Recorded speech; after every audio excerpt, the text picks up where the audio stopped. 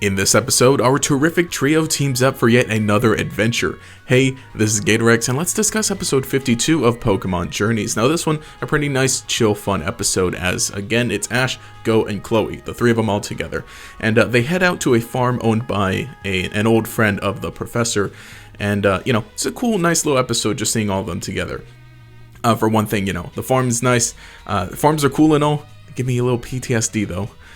But anyway, so what's going on is there are a bunch of Diglett causing problems on this farm, which of course, they're tearing up all the crops, all the carrots specifically, just eating through everything. So they decide to help out.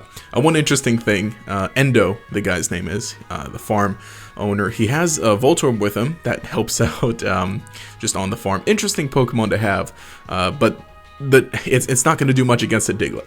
And the Doug Trio, too. There's a Doug Trio also. So the three of them getting their farm gear, which, again, perfect farm representation. I don't know. That's the type of clothing you would wear, 100%. And it's funny, too, at one point, while they're picking the carrots and also kind of trying to fend off some of the Diglett, Go says, "Oh, shoot, my clothes got dirty." And Endo's all like, "Nah, it's okay. That's the point."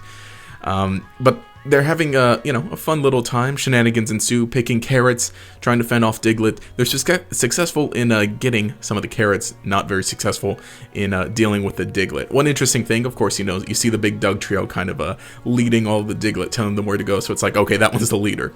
It's crazy. That's how it is with wild animals sometimes. So you just know which one's the leader. The big one's always in charge. But later in the day, or actually at night, they're all discussing that and saying, it seemed like they were really coordinated. And so they devise a plan. They decide to have one of them be more of a leader to guide them, to lead them. And so that's Chloe, who's overseeing everything from high up and directing Ash and Go where to go the next day. And, it works out pretty well. Good, nice, and fun stuff. Overall, like I said, just nice, chill little episode. Go catches one Diglett. And then when all the other Diglett and the Doug Trio show up, they even catch the Doug Trio.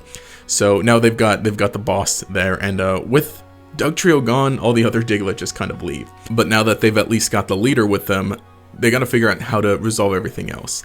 Endo tells them, though, that they used to live on a hill farther off, and that would have been some better information to hear earlier on, because that probably could have helped them solve everything, because it's very obvious. Okay, sure, if they used to live over there but now they're coming all the way out to the farm, something's up with the hill. So they go to check it out, and what's going on there is that Team Rocket is hanging out there and Meowth is trying to grow his own crops, not being very successful, and even playing very loud music through a scarecrow robot, and that's obviously what's scaring off all the Diglett.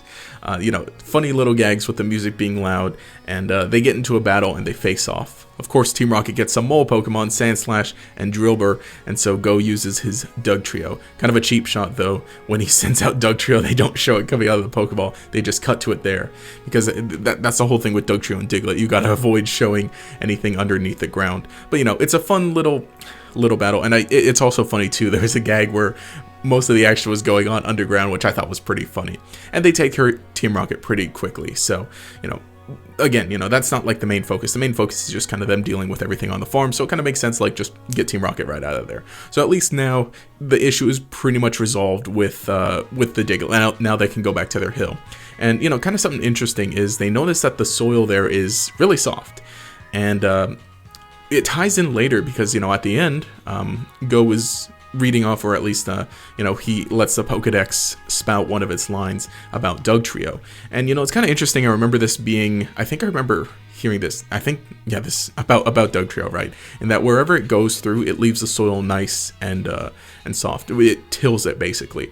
It's also funny with the move in the Pokemon game Rototiller, which I wonder if Doug Trio gets access to that. I know Diggersby gets it. Unfortunately, it's not a very good move, but it's a cool, fun, unique move.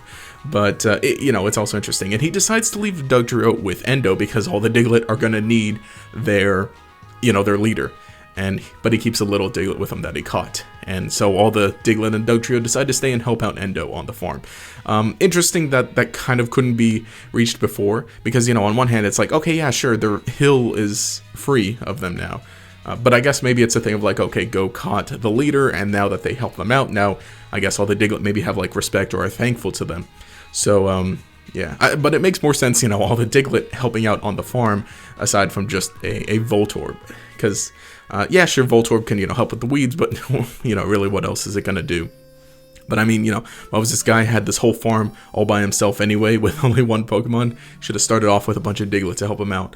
But overall, really nice episode. And also at the end, there's a nice little thing where they're walking back, and Chloe kind of takes in all the scenery and she runs, and it's kind of a callback to earlier in the episode where both Ash and Go, once they got to the farm or once they got to some open space, they just started running.